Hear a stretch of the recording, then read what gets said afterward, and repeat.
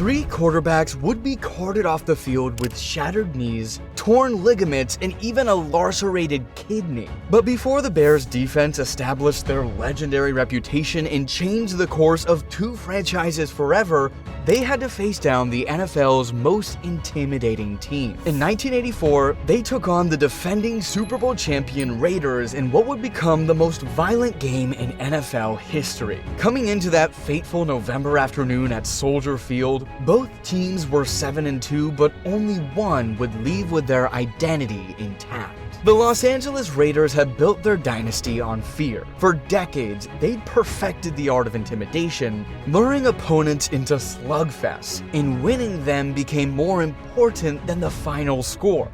By the time their opponents realized what had happened, the Raiders had them right where they wanted them. Coming into Chicago that November day, Tom Flores' squad was the embodiment of NFL dominance. Going all the way back to the start of the '82 season, they were on a roll, and they dominated during their Super Bowl run earlier in the year. Jolted loose from the ball, and the Raiders take it away.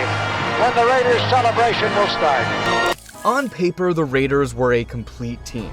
Their defense featured one of the most formidable cornerback duos in NFL history with Lester Hayes and Mike Haynes. The defensive line was stacked with young stars like Howie Long, Greg Townsend, and Sean Jones. At linebacker, they had Brad Van Pelt and Rod Martin, with Jack Squirek filling in for the injured Matt Millen. The secondary was rounded out by the rock-solid duo of Van McElroy and Mike Davis at safety. Their offense was equally impressive. Marcus Allen led the NFL in touchdowns, running behind the powerful blocking of Frank Hawkins. When Allen needed a breather, Kenny King waited on the bench, while Greg Pruitt handled return duties.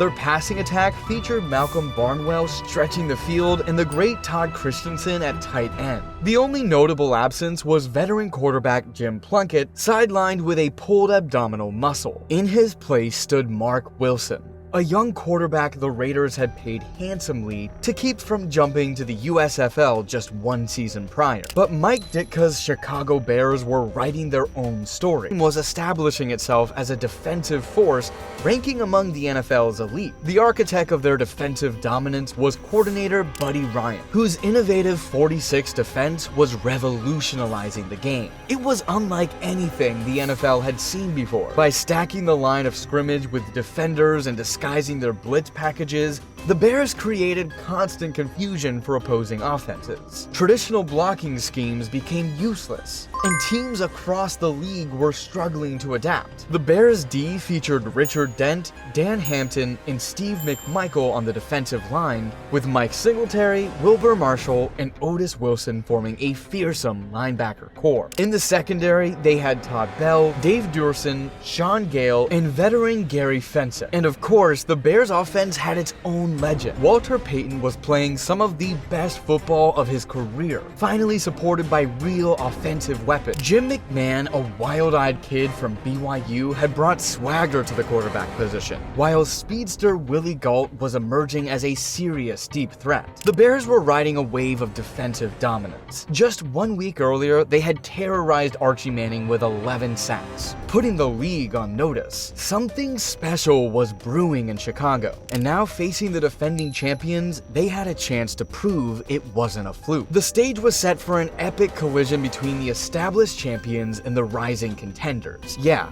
the Raiders entered Soldier Field that day missing several key pieces, but still, few teams in NFL history had matched the Raiders' depth, and coming into the game, you could feel their confidence. Fans were about to witness one of the most defensive beatdowns in NFL history. Mike Ditka would later call it the most brutal football game I've ever watched. Those who played in it would never forget it. Those who watched it would struggle to believe what they'd seen. The 1984 Bears were ready to announce themselves to the world, and the Raiders were about to learn that sometimes the hunters become the hunted. In the middle of your screen, Piquel, Nelson the linebacker, and there's a first missed tackle by McElroy, the second by Davis as he runs away from the Raider defense.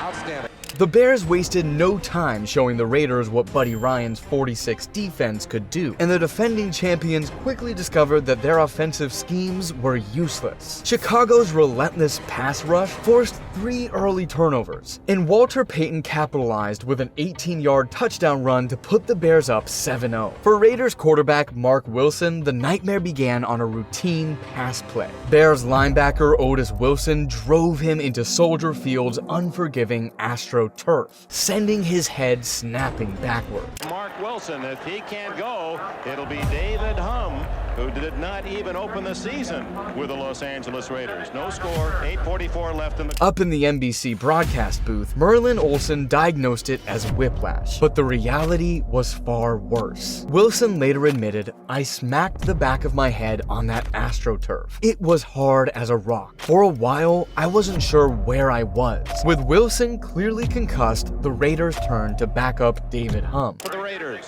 David Hum, last minute chat with Tom Flores, and Hum, those are his career numbers, not this season.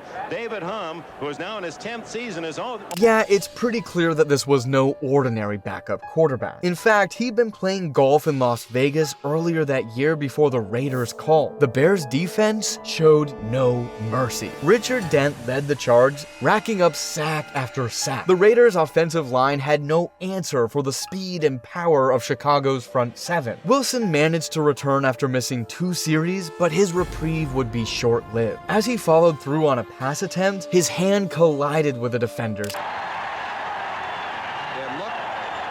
It looked like Wilson hit someone's helmet.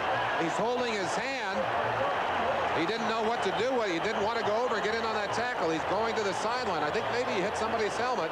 The impact shattered his thumb, though he wouldn't learn the full extent of the injury until later. In the locker room, a team doctor secretly pulled Wilson aside, telling him that the team wanted to conceal the injury. Simply put, they needed him to keep playing. The NBC broadcast booth watched in disbelief as the carnage unfolded, struggling to explain the situation to viewers. The Raiders, a team known for their preparation and depth, were being dismantled in front of a national audience. Meanwhile, Walter Payton continued to punish the Raiders' defense. His second touchdown run, this time from 8 yards out, extended Chicago's lead to 14-0. The Raiders could only muster a 44-yard field goal before halftime approached. But the worst was yet to come for the Raiders' quarterback situation. With just over a minute left in the first half, Hum took one hit too many. The collision shredded his knee, ending not just his day, but his entire NFL career. Talk about Ray Guy then, because we're going to see him in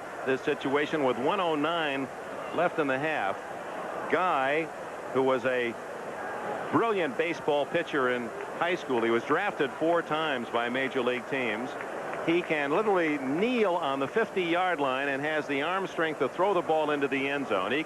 He can throw the ball as hard and as far as anyone. The matter is how much of the offense. NBC's cameras captured the chaos on the Raiders sideline as the reality set in. They were out of quarterbacks. All eyes turned to Ray Guy, the Raiders' legendary punter. Guy could throw the ball well in practice, but this was different. This was the Bears' defense, already approaching in historic form. As Guy stood on the sideline, engaged in an animated discussion with head coach Tom Flores, it became clear he wanted no part of this bloodbath. Marcus Allen would later reveal to Bears tight end Emery Moorhead that Guy had flatly refused to enter the game. The Raiders' desperation reached new heights. Wilson, still getting X-rays on his broken thumb, watched on a locker room TV as the situation unfolded. When the X-ray technician saw Guy talking to Flores, he turned to Wilson and asked, "Do you guys have any other quarterbacks?" Wilson's response was simple, no. The technician's reply was equally straightforward. "Dude, you better get back out there." The Bears' defense had already recorded 6 sacks by halftime. Richard Dent was closing in on a Bears single-game record. Gary Fensick had snagged 2 interceptions. The Raiders, famous for breaking other teams' will, were being beaten at their own game. In the locker room, the Raiders faced a surreal situation. No one knew who would play quarterback in the second half. NBC's production team was equally confused. When they displayed the second half lineups, the Raiders quarterback was listed simply as question marks. Raiders owner Al Davis spent much of the game covering his face with his hands. The NFL's most notorious intimidators were getting a taste of their own medicine, and there was still an entire half of football left to play. As the second half began, Mark Wilson emerged from the tunnel, his chin strap hanging loose, his thumb too damaged to fasten it himself. Wide receiver Malcolm Barnwell had to help him secure his helmet before each play. Wilson could barely grip the football between his thumb and forefinger, making deep throws impossible. The Raiders ran the ball as much as they could, trying to alleviate the pressure. But the Bears' assault continued. Richard Dent added to his sack total, eventually finishing with a Bears single-game record of 4.5. The defense would rack up 9 sacks total, dropping Raiders quarterbacks for 58 yards in losses. Each hit seemed more punishing than the last. The Raiders quarterback carousel managed just 164 yards on 12 completions from 28 attempts, throwing 3 interceptions in the process. Even the Bears offense felt the game's brutality. They managed only 95 passing yards themselves, completing 7 out of 16 attempts. The Raiders couldn't hold on to the ball either, fumbling 4 times and losing 2. At the start of the third quarter, it became clear that it wasn't just the Raiders paying a heavy price for the game's brutality. Bears quarterback Jim McMahon headed back to the locker room, leaving the commentators confused. While Dick Enberg reported it as a bruised back,